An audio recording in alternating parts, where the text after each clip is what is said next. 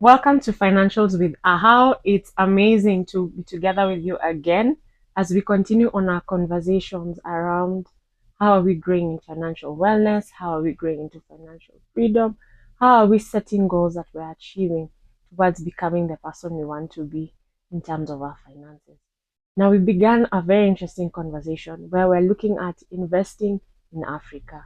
We're looking at why we should invest in Africa, and we saw some key reasons, and we're looking at just what does it mean to be able to scale in the African continent as an African. So be ready to really open your mind to travel to other countries, to be able to explore what's happening there and see the potential that it carries for us to grow the investments that we're doing.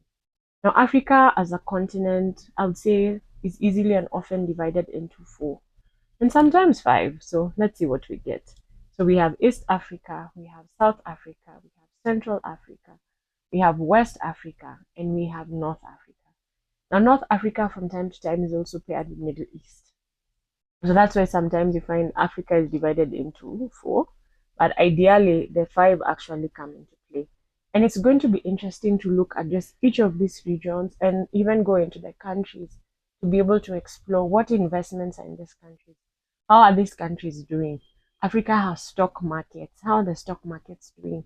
Countries like South Africa even trade in minerals and trade in metals. How does that happen? Countries like Nigeria, how is the stock market structured? Egypt, how is that stock market structured? Is it at a point one can easily access? How do goods move across the African continent? Like, this is a continent that eats well. So how do goods move? What things can we think of that can help that happen? For a long time, we've had it said that just things like water catchment rains so much in one region and barely rains in another. How can that be optimized to make sure that each part within this continent is actually supporting the growth of the other?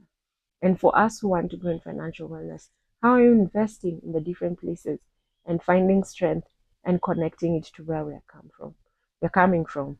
So for me, who's coming from Kenya, I'm thinking, what would Uganda look like? Well, let me just explore. What would Nigeria look like? Ghana?